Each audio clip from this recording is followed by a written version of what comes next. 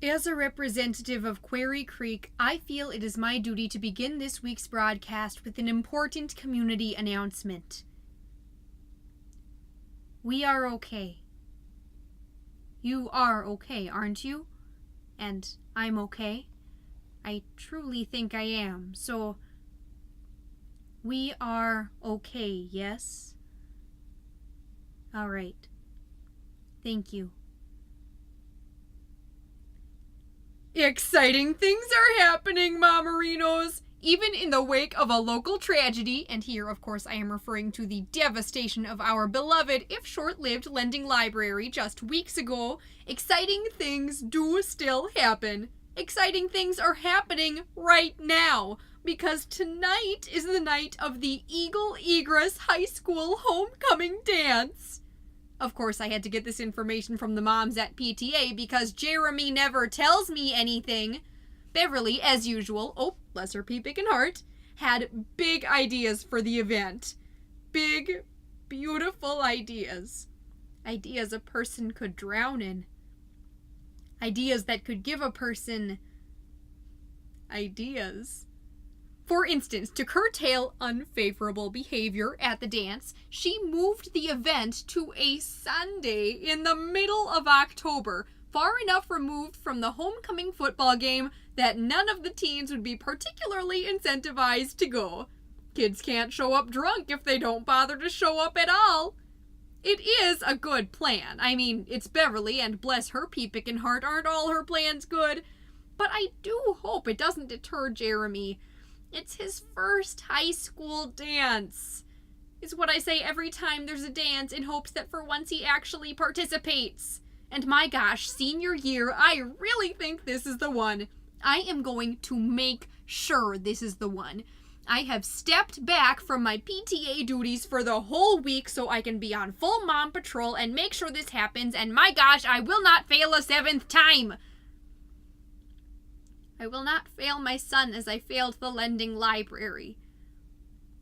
The ladies at book club said the whole fiasco was probably for the best. They said it wasn't the same when we weren't together for meetings, but I don't know. There was this really weird energy when we met tonight, like they knew something I didn't. Giving each other furtive glances over the rims of their cocktails, and not furtive glances as in Jessica, the protagonist of this week's book, just crossed paths with a mysterious rogue on the way home from her grandfather's funeral. I wonder what sensuous turns this will take. Furtive glances as in one of us probably knows what really happened with the lending library, the other two know that one of us knows, but all three of us have to make sure Brenda doesn't know or know who knows. Gosh, everyone in my life is just trying to hide things from me this week, aren't they?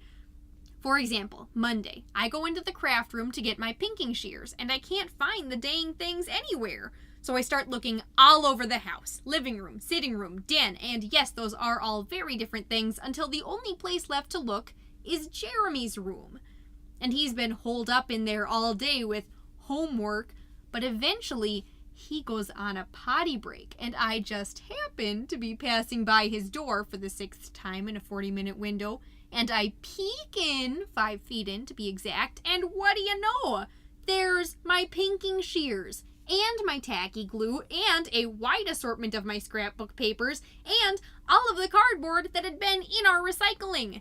And normally it looks like a goat exploded in his room, but now it looks like a goat ate an entire Michael's craft store and then exploded. And I think to myself, what in the heck is going on in here? But I never find out because just then, Jeremy comes in out of nowhere, well, out of the bathroom, all, "Ma, get out of my room, it's not ready yet." And I'm so caught between the shock of him crafting behind my back and the awe of him crafting at all that I can't say anything before he slams the door in my face and starts blasting his tunes. Here's my theory, listeners. I think he was making a ho-ko-posal. You know, where the teens ask each other to dances via silly puns. Like, they give them a donut, and they have a big sign that says, "I do not want to go to the dance with anybody else." Or, "Will you be my date to the dance?" And then they give them a live bee. Is that how it works? I don't know, but I see them all over my Facebook, and if the quality of his cough cough my craft supplies is any indication, Jeremy is going to have a very high quality hokoposal, which means he must have a very high quality hokoposy. I know I shouldn't stick my nose in his romantic affairs, but his romantic affairs are just so stick-nosable. God, I'm sorry. I'm sorry.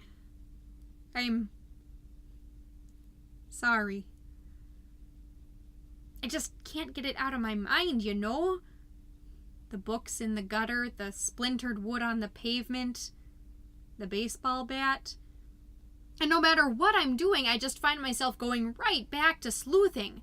Book club. The gals would ask where I thought the rogue got his information about Jessica's inheritance, and I'd ask them where they were at the time of the desecration.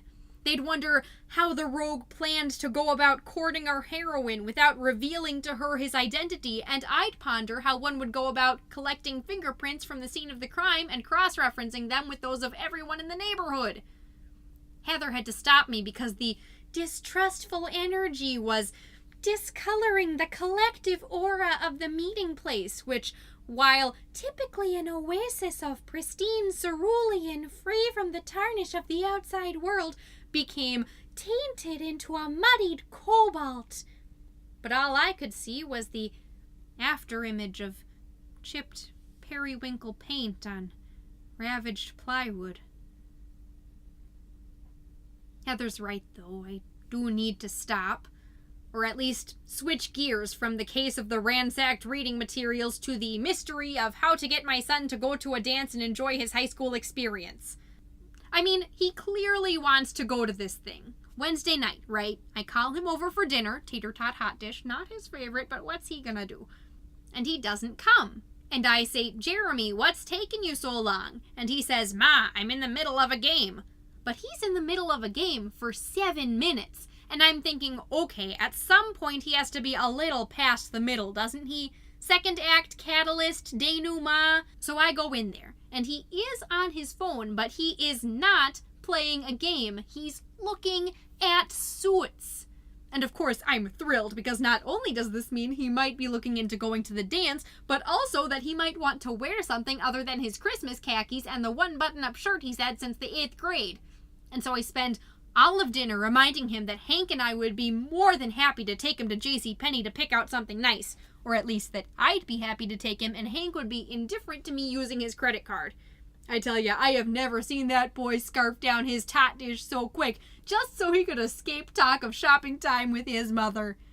He wouldn't even get near the minivan for the rest of the week on the off chance that I'd pounce on him with a sneak attack Sears run. But I did buy the boy a corsage, to be supportive. Plus, what else is he going to use a corsage for? He can't waste it. If nothing else, I can guilt him into cherishing one of his final high school experiences through overpriced perishable foliage. We have to cherish all that we have before it's taken from us forever. Sorry, just thinking about the library again, you know me. Once we get it figured out, I'm sure I'll be back to my old one-track-minded self. And it should be so easy to figure out. The culprit left their baseball bat at the scene of the crime, so we just need to figure out who in the neighborhood is missing a baseball bat. And then I remembered last week, every day after school, I saw Helen's kid running around their backyard with a bat. But after the incident, nothing. Helen said I must be confused because her kid Hatshepsut is really into bats, but bats like the animal. I haven't seen them running amok because supposedly they've been at chiropterology camp, which sounds like a load of guano to me, but I didn't dare question the goings-on of Helen's offspring after the last 6 times. Just like how I learned to stop nagging Jeremy about the dance. The weekend rolls around and he still won't say a word to me. Not that he's nervous, not that he's excited, not even that he needs to borrow the $6 to get in. From everything he's giving me, I'm forced to assume that it's not gonna happen. But then, last night, I'm passing by his room, completely by chance this time. and I hear him on the phone with his friend Jasper. And I hear him say, "Dude, I'm so excited to see her." I hear, "I can't wait for you two to meet." I hear, "This night is gonna be impossible to forget." I hear, for the first time in a good long while, my son getting genuinely excited about something. And I realize that just because it's hard for him to let me see that feeling, it doesn't mean he doesn't feel anything. So tonight, we had book club at Joni's house. I headed over an hour or so before the dance was supposed to start, so he could leave for the dance under the illusion that he was sneaking out. Sometimes you have to give your kids the space to act out their fantasies of casual teenage rebellion. And then I asked her if it was okay for me to stay after the meeting, record the podcast at her house, so he'd have time to come back and jam me up and pretend the whole thing never happened. Her husband is out with his parents and her sons, a weekend getaway without or from her, so it's pretty quiet around here.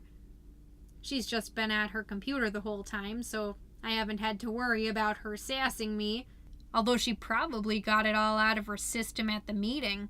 She's been berating me all night for not realizing that the rogue successfully wooing Jessica and marrying her so he can use her inheritance to pay for his brother's medical costs, only for Jessica to find that the brother was her high school sweetheart who she thought had died in the war and whose bills she happily would have paid for simply the chance to share one last slow dance to Wind Beneath My Wings with, which she finally does when he returns to health and she divorces the rogue to marry him instead, was all a metaphor for the flaws of the American Medicare system.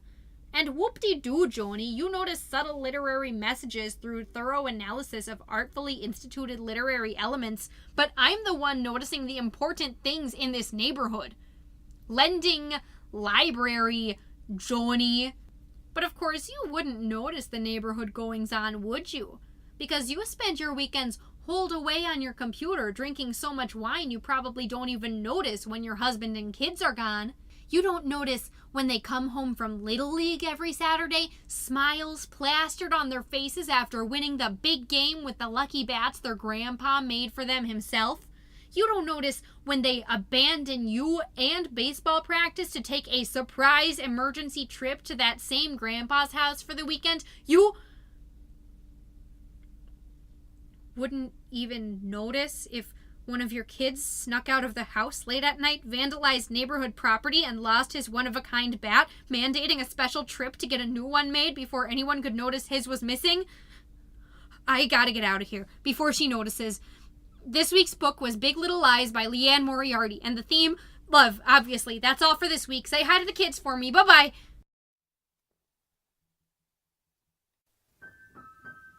Momcast is written, voiced, and produced by Lily Indy. Follow Brenda on Twitter and Instagram at MomcastPodcast, and tune in every other Sunday on your favorite podcast platform, so long as that platform is here, where this podcast is.